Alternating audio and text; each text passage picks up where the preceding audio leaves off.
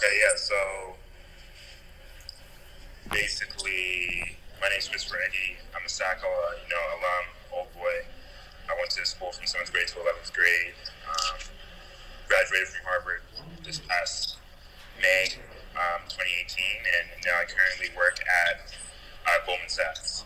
Um, in terms of Black History Month, I think it's super important just because, I feel like we can learn so much from history. In particular, when you think about the Black experience and the Black experience in Canada, more specifically, um, one thing that comes to mind is the diversity of experience.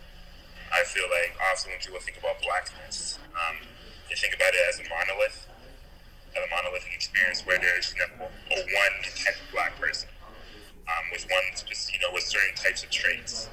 But then when you think about it, when you read about Black history and the depth of the Black experience, you learn about the background of the different people from different parts of the Black diaspora. Then you realize that, Blackness is a multitude of things. You can be African Canadian, you can be from the Caribbean, you can be direct from Africa, you can be a descendant of slaves. Those are all disparate experiences. You can be an artist, you can be an athlete, you can be an academic, but all disparate experiences.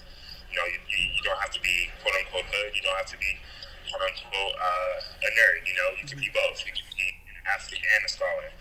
So what it means to be Black is very varied, and I feel like Black History Month and learning about the stories of the people who came before us and learning, reading their art, learning about their experiences, learning about their struggles, their trials and tribulations of what it has meant to be Black, throughout the course of history, whether that's colonialism, slavery, indentured servitude, all those different components of what has, historically set, Black people back in society. And learning how, through it all, Black people from, again, different parts of the diaspora have encountered these challenges and succeeded. I think that's kind of what Black History Month is to me, being able to place my struggle in context of the struggle that's come before me, and using that as a leverage point to understand that, one, I'm Black and that's beautiful, and then two, things will get better as long as we keep on working, and three, that there's so much more work that needs to be done still. And then in terms of, what was the second part? Like how you brought your passions to life. Yeah, how to bring my passions to life. Yeah, so in terms of bringing my passions to life, I think the biggest part for me has just been, again, one, rooting myself in history and seeing that people have come before me and done these things, and then two, just realizing that all it takes to do to bring your passions to life is to actually actively pursue that, right? A lot of times you see big things that people are doing, and people are doing them for 30 for 30. It's like, how people are so young, how are they doing this? And it's like, sometimes you just have to say, I want to do this, and actually start doing it, right? A lot of times we put things off. We say, we gotta be patient, we gotta wait for our time. But especially in this current generation where technology is kind of a level to playing field, where as a high school student, you probably know a lot more about some of the most important technologies than I do, and definitely like a 50-year-old would.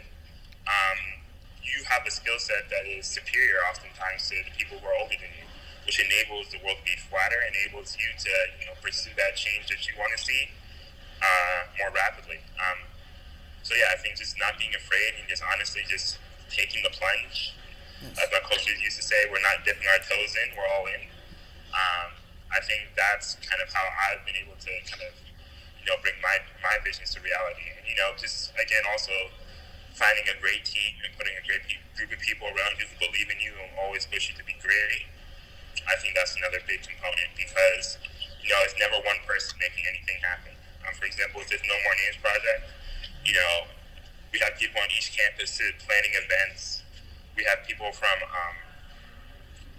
a bunch of people at Harvard. We have a bunch of mentors and advisors from across the country. We have people from OVO helping us. We have people from all over, coming together and helping us make this happen. And understanding that the team is what makes visions come to life, not individuals, is huge. And then also understanding that everybody has a role. There's a Nigerian parable that speaks about how people in the field would everybody in the field would go pick plants, and there would always be one person drumming, and the drummer and everybody would, and the drummer would motivate everybody. And the story is that the drummer or the motivator is just as important as the worker. And understanding that everybody has that role and placing people in those roles and letting them be themselves, I think is another way to bring, dreams to reality. So, Perfect. I think, yeah.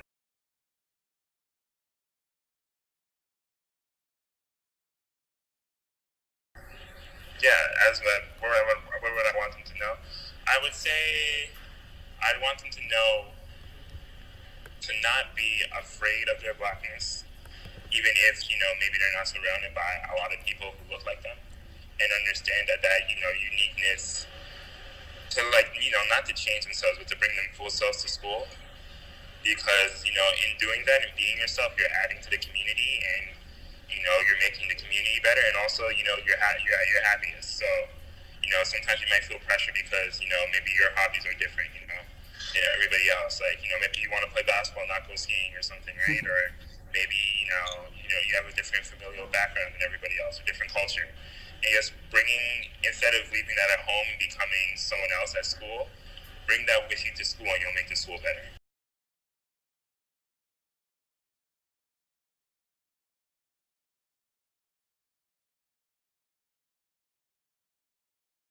Yeah, my experience has been positive.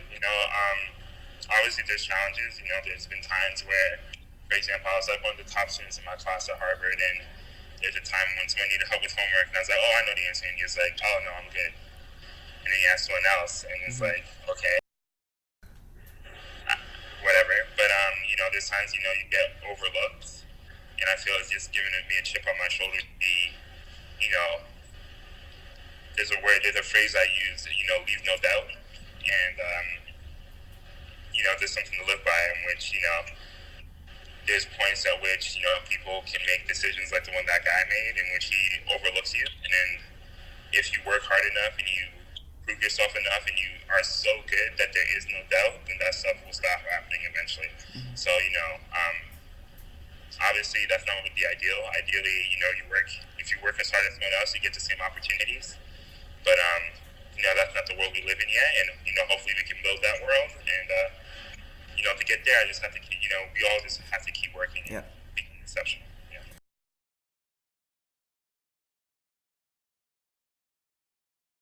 There's a little bit of a polarization that comes with the proliferation of social media, in terms of people being able to easily be secluded in these different bubbles.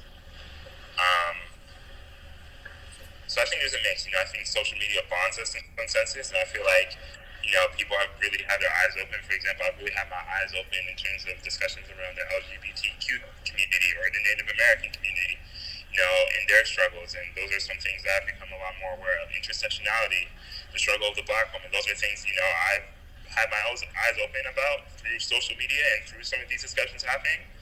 But also there's a little bit of an echo chamber effect, in which the people that you're following, the people that you're friends with, are all people who think like you. And I think that's created kind of a polarization where people on either side of the aisle kind of only speak amongst themselves, and I think that's created a little bit of a divisiveness. So in terms of sports, using sports as a lens, I think, for example, I think Colin Kaepernick, Dickie, and Neil have been great for a lot of the community. I think it's brought a lot of people together in terms of fighting against police brutality. But I also feel like it's been an extremely divisive thing across, when you think about it from maybe a more of a polar standpoint. So I feel like, it's hard to give a definitive answer there. I think it's a bit of both. Okay. Cool. Thank you. Okay. I think that's all. It's perfect.